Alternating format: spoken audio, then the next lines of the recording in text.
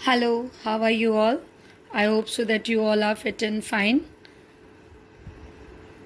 and safe with all your family members. हम लोग बेटा श्रद्धा मनु टॉपिक पढ़ रहे हैं। कामायनी से जो लिया गया है, जयशंकर प्रसाद द्वारा लिखा हुआ महाकाव्य है कामायनी, उसकी पोयम मैंने श्रद्धा मनु शुरू की है। ठीक है ना। तो इसमें शायद एक गीत पोयम भी है क्या आपके कोर्स में, क्योंकि पहले वो पोयम थी। तो मैं यहाँ पे इसको ये क्लियर कर दूं कि पहले वो कोर्स में थी, लेकिन अभी नए सिलेबस में जो हमें मिला उसमें दिखाई नहीं दे रही है, इसलिए अभी हमने उस पोयम को छोड़ा हुआ है। हम एक बार फिर से देख लेंगे, गूगल पे भी आप भी सर्च कर लीजिएगा, और अगर वो पोयम आपके नए पोर्शन में है गीत, ठीक है ना, तो गीत ये वाला गीत बीती विभावरी जागरी, ये वाला जो गीत है ये इम्पॉर्टेंट गीत है, लेकिन अभी नए सिलेबस में बेटा ये दिख नहीं रहा है। तो अगर ये नहीं, इसीलिए फिर मैंने अभी नहीं पढ़ाया है, लेकिन अगर वो आपके कोर्स में है तो इस पोयम के बाद मैं उसी को ले लूँगी। बट अभी ये शुरू कर दी है मैंने, तो फिर अभी हम लोग इसी को पढ़ते हैं। कामायनी जयशंकर प्रसाद द्वारा रचित महाकाव्य का अंश, जो आप श्रद्धा मनु शीर्षक से पढ़ रहे हैं। तो इसमें देखिए, मैंने आपको जो पोयम शुरू की थी वो फर्स्ट पैराग्राफ था, कौन तुम संस्कृति जलनिधि तीर तरंगों से फेंकी मणि एक कर रहे निर्जन का चुपचाप प्रभा की धारा से अभिषेक। एक पैराग्राफ ये था जिसमें श्रद्धा जो है वो मनु से को अचानक देखती हैं हिमालय पर्वत की एक ऊंची पहाड़ी पर, एक चोटी पर, और उनसे उनका परिचय पूछती हैं। फिर दूसरा मधुर विश्रांत और एकांत जगत का जो सुलझा हुआ रहस्य, एक करुणा में सुंदर मौन और चंचल मन का आलस, ये भी मैंने आपको पढ़ा दिया है। फिर उसके बाद सुनाया मनु ने मधु गुंजार मधुकरी का सा जब सानंद, ये पैराग्राफ भी पढ़ा दिया है। फिर ये पैराग्राफ एक झटका सा लगा सहर्ष निरखने लगे लुटे से कौन, गा रहा यह सुंदर संगीत कुतूहल रह न सका फिर मौन। कौन सा पैराग्राफ पढ़ा दिया है? एक झटका सा लगा सहर्ष निरखने लगे लुटे से कौन, गा रहा यह सुंदर संगीत कुतूहल रह न सका फिर मौन। तो ये 4 पैराग्राफ, 4 पंक्तियों के एक एक पैराग्राफ है, और वीर छंद का प्रयोग इसमें किया गया है। कौन से छंद का? वीर छंद का किया गया है। तो 4 paragraphs already I have taught you. Now today I will start from 5th paragraph. Okay, इसके पहले ये मैंने आपको थोड़ा सा समरी बता दी जो कि पढ़ाया था, और थोड़ा सा प्रसंग भी एक बार फिर से आपको बता दे रही हूँ कि जो कामायनी में जो कवि हैं जयशंकर प्रसाद, उन्होंने श्रद्धा और मनु, कौन है 2 मुख्य पात्र, श्रद्धा और मनु, और उनकी प्राचीन कथा के माध्यम से जो लोक कथाओं में कही जाती है कि जो मनु थे वो पहले आदि मनुष्य थे, और श्रद्धा उनकी पत्नी थी, उनकी प्रेयसी थी, और किस तरह से उनको जीवन की ओर उन्होंने मोड़ा। क्योंकि जो मनु हैं, आप जैसा कि देखेंगे भी आगे पोयम में, कि वो जीवन की नश्वरता से और क्षणिक रूप से जो जीवन नष्ट हो गया, उससे बहुत भयंकर अवसाद से घिरे हुए थे और निराशा और कुंठा में थे। तो उनको किस तरह से श्रद्धा जो है वो जीवन की ओर प्रेरित करती हैं, इसका संदेश इस कविता, इस महाकाव्य के माध्यम से कवि ने दिया है।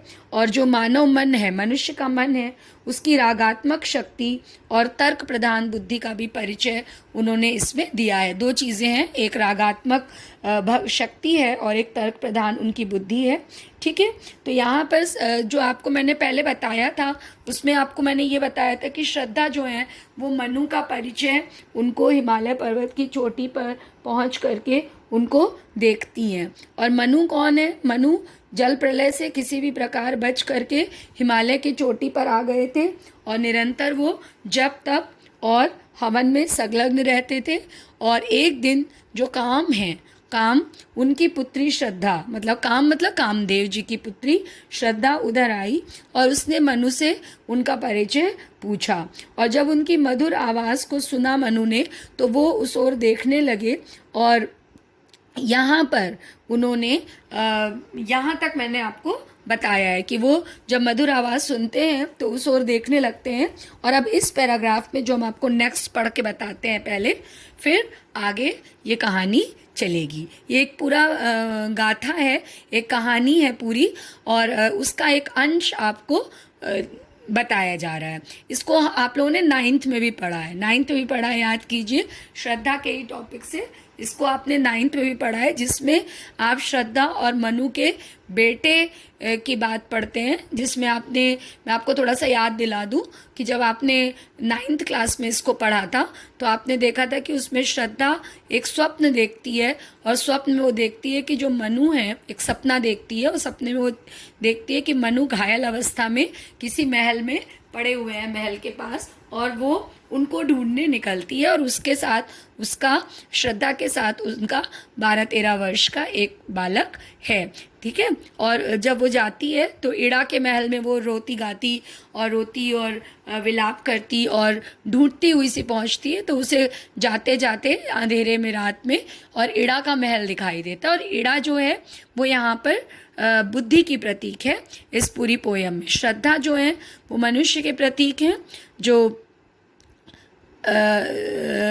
मनु जो है वो मनुष्य के प्रतीक हैं, मनु जो है वो मानवता के या मनुष्य के प्रतीक हैं, श्रद्धा जो है वो हृदय की प्रतीक है, और जो इड़ा है वो बुद्धि की प्रतीक इस कविता में है। तो वो देखती है कि, तो इड़ा नाम की स्त्री के महल में वो उसको मिलते हैं, और इड़ा उनसे कहती है कि इतनी रात में तुम कहाँ जाओगे जंगल में, और कहाँ तुमको कैसे घूमोगी, और कहाँ ढूंढोगी अपने प्रिय को, तो चलो तुम मेरे महल में चलो। और जब वो महल में पहुँचती है तो वो देखते हैं कि वहाँ पर क्या है, ये श्रद्धा क्या देखती है, श्रद्धा ये देखती है कि जो उन्होंने स्वप्न देखा था वो बिल्कुल सही देखा था, क्योंकि मनु वहाँ पर घायल अवस्था में पड़े हैं। और फिर दोनों एक दूसरे को देखते हैं और पहचानते हैं तो बहुत खुश होते हैं, और फिर उनका बेटा उनका ध्यान उस ओर खींचता है कि ये तो पिता हैं और तुम इनकी सेवा करो या इनको पहचानो, है ना। तो ये आपको शायद याद आ गया होगा कि, तो वही स्टोरी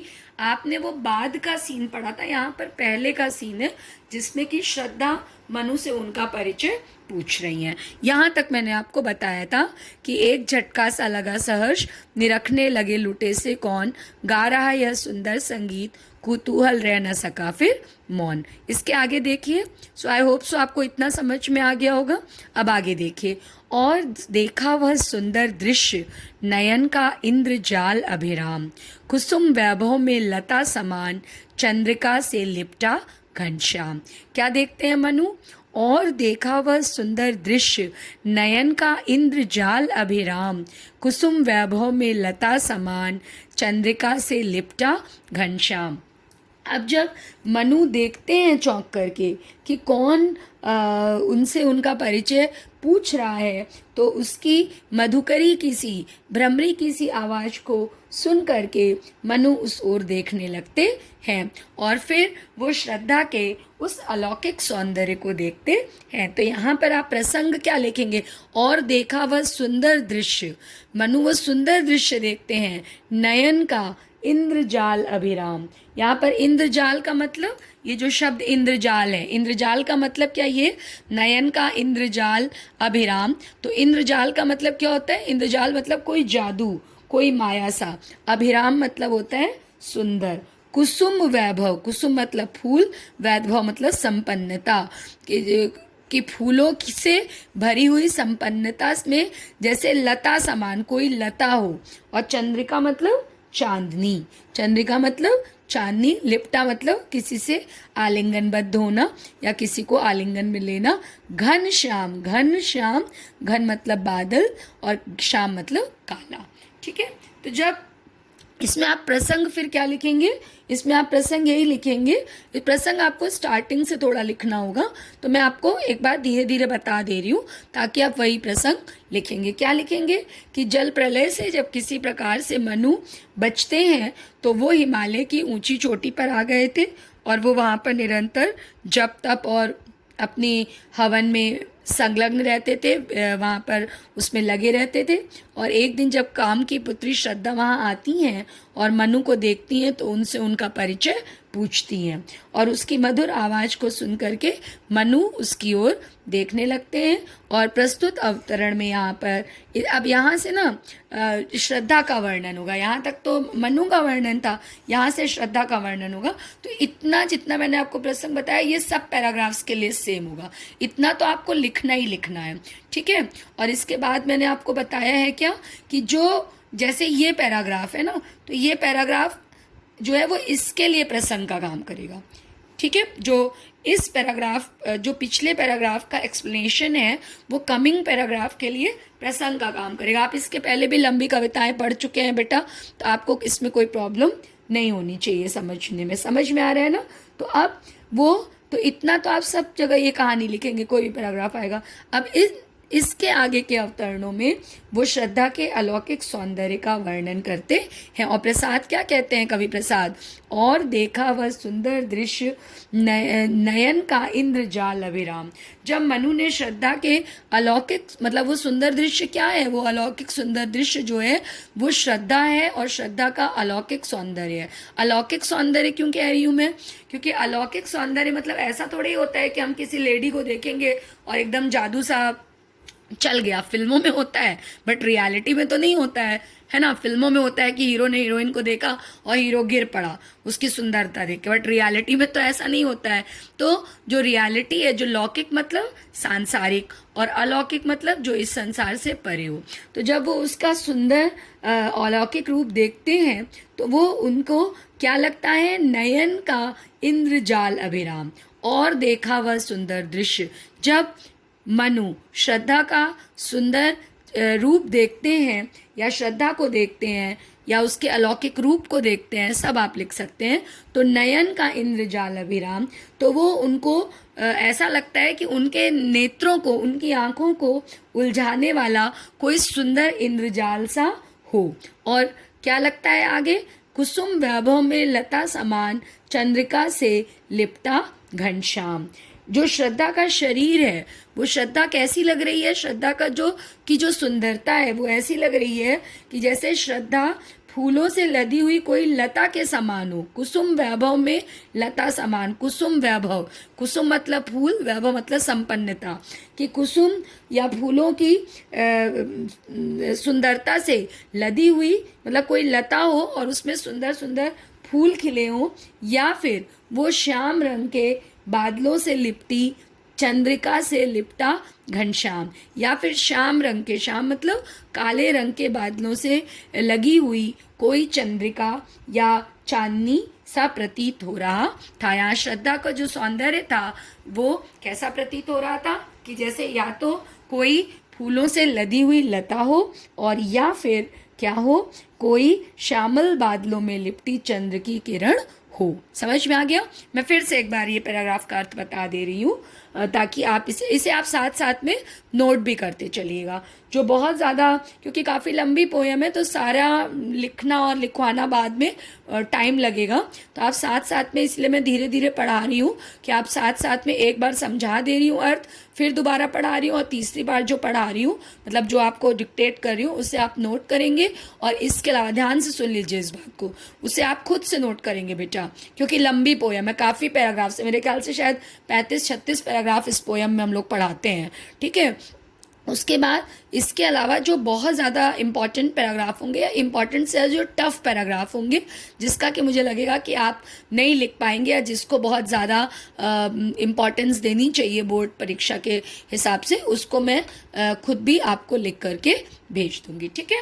तो एक बार फिर से बता रही हूँ आपको ताकि आप इसे नोट कर लें कि जब मनु श्रद्धा के अलौकिक रूप को देखते हैं तो उनके नेत्रों को उलझाने वाला वो सुंदर इंद्रजाल सा मालूम होता है, और श्रद्धा का शरीर या श्रद्धा का सौंदर्य उन्हें फूलों से लदी हुई कोई कोमल लता के समान दिखाई देता है, या फिर उनको ऐसा लगता है कि श्यामल बादलों में लिपटी चंद्र की कोई किरण हो। श्यामल बादलों में लिपटी चंद्र की कोई किरण हो। और फिर आगे देखिए, हृदय की अनुकृति बाह्य उदार, एक लंबी काया उन्मुक्त, मधु पवन क्रीड़ित जो शिशुसाल सुशोभित हो, सौरभ संयुक्त। इसके आगे वो क्या अब वो उसको ऊपर से देख रहे हैं, नक्षिक वर्णन है।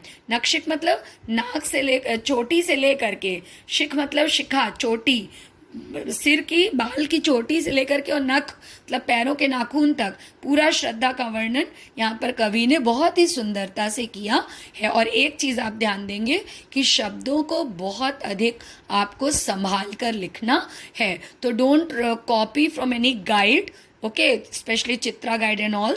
Don't copy from guides and just note down whatever I am telling you or I am teaching you. Okay, so बहुत संभाल के आपको शब्दों को लिखना है। तो अब यहाँ पर देखिए, वो जब सामने श्रद्धा को देख रहे हैं तो क्या दिख रहा है उनको? हृदय की अनुकृति बाह्य उदार, एक लंबी काया उन्मुक्त, मधुपवन क्रीड़ित जो शिशुसाल, सुशोभित हो सौरभ संयुक्त। कि जो हृदय की अनुकृति बाह्य उदार, पहले अलग अलग अर्थ, हृदय मतलब दिल, अनुकृति मतलब जो छाया है, उसकी जो प्रतिबिंब जिसे आप कहते हैं, बाह्य उदार, कि वो बाहर से तो सुंदर थी ही, लेकिन हृदय की अनुकृति बाह्य उदार, श्रद्धा का हृदय इतना सुंदर था कि वो बाहर से भी खूबसूरत दिख रही थी। एक लंबी काया उन्मुक्त, और उनको एक लंबी सी काया, काया मतलब शरीर, एक लंबा सुंदर शरीर दिखाई देता है, ठीक है।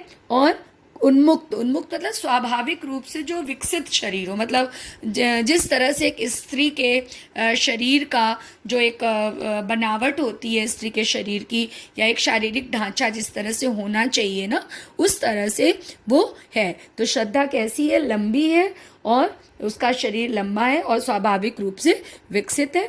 हृदय की अनुकृति बाह्य उदार, और उसका हृदय जिस तरह से सुंदर है या उदार है, उसी प्रकार से उसका बाह्य शरीर भी सुंदर और प्रफुल्लित है। और उसको देखकर क्या लग रहा है? मधुपवन क्रीड़ित जो शिशुसाल, सुशोभित हो सौरभ संयुक्त। मधुपवन क्रीड़ित जो शिशुसाल, सुशोभित हो सौरभ संयुक्त। मधुपवन, मधु मतलब बसंत, पवन मतलब हवा, क्रीड़ित मतलब खेलता हुआ, जो मतलब जिस प्रकार से, शिशु मतलब बच्चा, और साल मतलब होता है साल का वृक्ष। तो शिशु साल मतलब हुआ, शिशु मतलब बच्चा और साल मतलब एक वृक्ष के नाम को साल, साल सागौन कहते हैं ना, वही साल।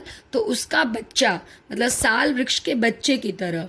मधुपवन बसंत की, ऐसा लग रहा है जैसे साल शिशु का बच्चा, साल वृक्ष का बच्चा, या एक छोटा साल का पेड़। मधुपवन क्रीड़ित, मधुपवन मतलब बसंत की सुंदर शीतल हवा से क्रीड़ित खेल रहा हो। जब बसंत ऋतु में जब हवा चलती है तो पेड़ क्या है? झूलते हैं। तो ऐसा लग रहा है कि एक छोटा सा साल का जो वृक्ष हो वो बसंत ऋतु की शीतल सुगंधित हवा से मुग्ध होकर के खेल रहा हो। सुशोभित हो सौरभ संयुक्त, सुशोभित हो, किस तरह सुशोभित हो? सौरभ संयुक्त, खुशबू से भरा हुआ हो। समझ में आ रहा है? फिर से मैं एक बार आपको बता रही हूँ कि वो जब श्रद्धा का जो शरीर है वो लंबा और स्वाभाविक रूप से सुंदर शरीर है, और जिस प्रकार से उसका हृदय उदार है, उसी प्रकार से उसका बाह्य शरीर भी, उसका प्रतिबिंब उसके बाह्य शरीर में दिखाई दे रहा है, उसके हृदय की उदारता का, और वो बहुत ही प्रफुल्लित और प्रसन्नचित दिखाई दे रही है। और स्वाभाविक रूप से वो चंचल है। उन्मुक्त वर्ड ना, उन्मुक्त मतलब होता है फ्री, जैसे उन्मुक्त आप जो वर्ड है ये लंबी काया, उन्मुक्त, ये यहाँ पर एक लंबी काया उन्मुक्त। तो ये जो उन्मुक्त वर्ड है ना, इसका मतलब होता है स्वतंत्रता से रहना, फ्री होकर के ना, वांट टू लिव फ्री वाली फीलिंग।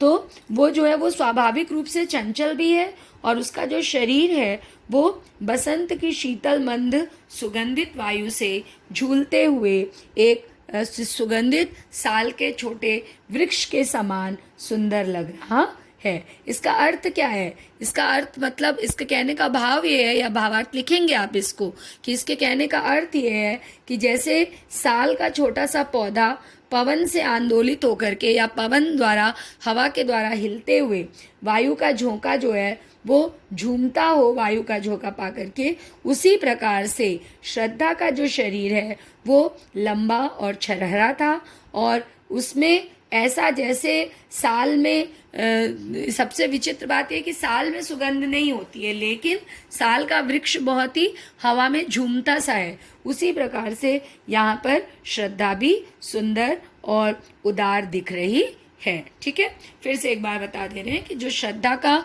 यहाँ पर शारीरिक बनावट है उसका वर्णन है कि उसका शरीर लंबा और स्वाभाविक रूप से विकसित था, और जिस प्रकार से उसका हृदय उदार था उसी प्रकार से उसका बाह्य शरीर भी लंबा था और प्रफुल्लित उसका मन था, स्वाभाविक रूप से चंचल था, सुगंधित था, और ऐसा लग रहा था कि जैसे साल का कोई वृक्ष वसंत ऋतु के शीतल कोमल झोंके से झूम रहा हो, उसी प्रकार से श्रद्धा भी अचानक झूमते हुए से उनके सामने आई है। ठीक है, और उसी प्रकार से श्रद्धा का जो लंबी उन्मुक्त काया है शारीरिक, वो भी दिखाई दे रही है। और एक बात इसमें यह है, साहित्यिक विशेषता में आप यहाँ लिखेंगे कि विचित्रता ये है कि साल में सुगंध नहीं होती है, कोई खुशबू नहीं होती है, लेकिन श्रद्धा के शरीर में स्वाभाविक गंध उनको आ रही है। एक क्योंकि जो इसमें लिखा है ना, सुशोभित हो सौरभ संयुक्त, ये ज़रूर लिखेंगे आप, सुशोभित हो सौरभ संयुक्त। सुशोभित मतलब सुंदर लगना, सौरभ मतलब खुशबू से युक्त। तो एक तरह से विरोधाभास है कि इन्होंने एग्जाम्पल तो साल के वृक्ष का दिया है, लेकिन उसके साथ खुशबू को भी जोड़ा है। ठीक है, तो ये आप साहित्यिक विशेषता में लिखेंगे। फिर उसके बाद देखिए, ये जो इसके पहले का पैराग्राफ मैंने आपको बताया है, नोट कर लीजिए सारा। नयन का इंद्रजाल, नयन के इंद्रजाल में रूपक अलंकार है यहाँ पर। ठीक है, ठीक है, क्योंकि उसके आकर्षण में जादुई शक्ति है, उसको देख करके मनु बिल्कुल आश्चर्यचकित रह जा रहे हैं। उसके बाद यहाँ पर आपको पता है कि श्रृंगार रस कब होता है। श्रृंगार रस तब होता है जब, रस कौन सा होगा, श्रृंगार रस है। क्यों? क्योंकि श्रृंगार रस कब होता है, श्रृंगार रस बेटा तब होता है जब सुंदरता का वर्ण, जब पति पत्नी या नायक नायिका के बीच में या प्रेमी प्रेमिका के बीच में प्रेम का वर्णन होता है, उसके साथ साथ सुंदरता के वर्णन में भी श्रृंगार रस का को बताया जाता है। तो यहाँ पर श्रृंगार रस है। ठीक है, उसके बाद इसमें जो है वो इस पे जो उन्होंने ये बात कही है कि हृदय